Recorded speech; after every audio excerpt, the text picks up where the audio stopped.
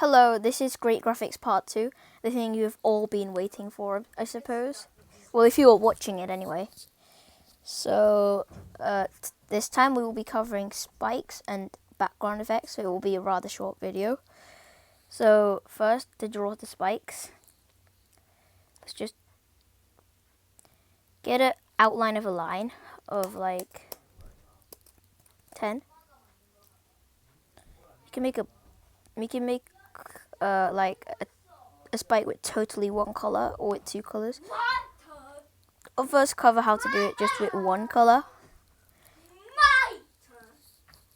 So draw a line like this, and then connect it, and then now you have to hold shift and line it as close as you can, well, on the same row of squares as that line it first drew, like this, and put it down here to here, and then we should bucket that with black.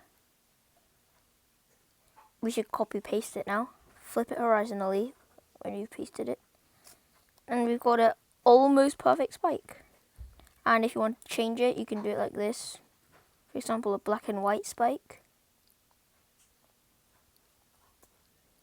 Looks alright, but there's the common red and light or darker red. So there's a red and a bit of a darker red.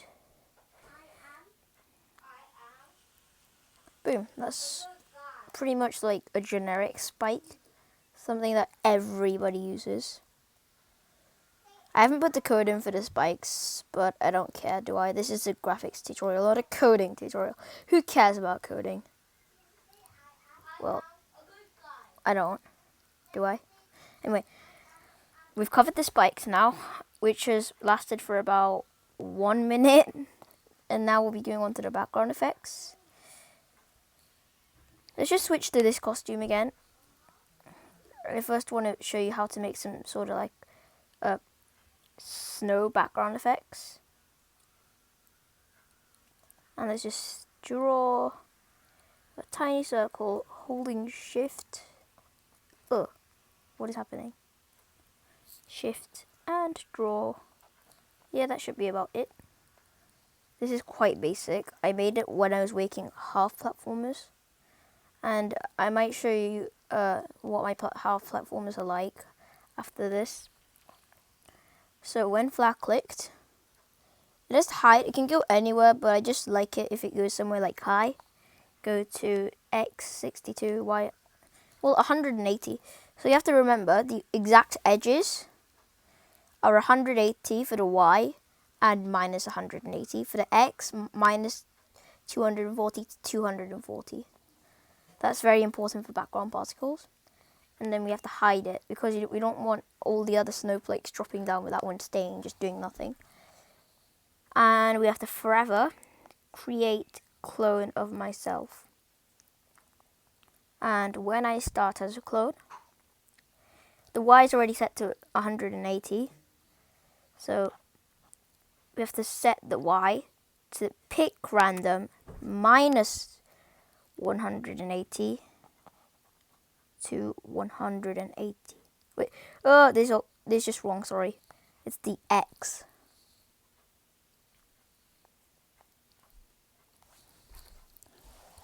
So you have to set the X to pick random minus 240 to 240.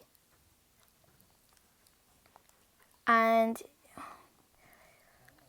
now there are two options here. We can make it glide 1 second to X, pick random minus 240, 240, and Y minus 180. That's alright, to be honest. Or, this is quite a clever thing, you have to do the X position. You may think that the X position is the X position of the sprite, but it's actually the X position of the clone. So, let's just put this as 2. And then delete this clone. You have to delete the clone. Very important warning, because Scratch has a clone limit of 250 and you wouldn't like it if there were snowflakes all down at the edge doing nothing. So let's test it. It's not working. Do you know why? It's because we hid this here and we have not shown it in the when I started to clone. Now let's try that. And kaboom, we have snow. Except the clones, if the clones can go to the back layer, it would look much better. See? Hey, those are nice effects. And to make this going horizontally and not vertically, we do the exact opposite. This time we set the Y to pick random minus 180 to 180. This time, don't do the Y position thingy. It will not make it look good. Y. So this time put a pick random in because it looks better. But as for snowflakes, the X position looks quite better. But if we're going to make horizontal stuff, wait, anyway, set the X to 240, sorry. Wait, and we have to set the X at the start to minus 240 because you see we don't want it going at the X of 62. We need minus 240. And it kind of looks alright, but with these you can add more. For example, this is something that was used in Life, a mobile platformer. Instead of white, maybe you put a light grey on. It can be any size, to be honest. Sorry. Like that. And then when I started to clone, you have to put a set size to and a set ghost effect to block. We have to set the size to pick random, I don't know, 70 to 130. And the ghost effect, it can be anything from, with a minimum of ghost effect 50 to a maximum of 90. I'll go maybe 60 to 90. And let's test this out. Now those are nice, but they do not really collaborate with the background. To be honest, the background, it would be much better if the background is black, maybe? Yeah, look. Look at that. So if you're going to do some night-themed platformer, this is a must-do.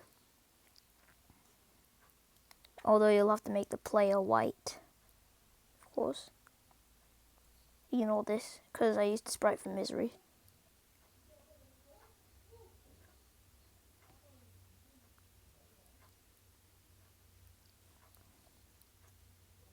Hey, this looks nice, doesn't it?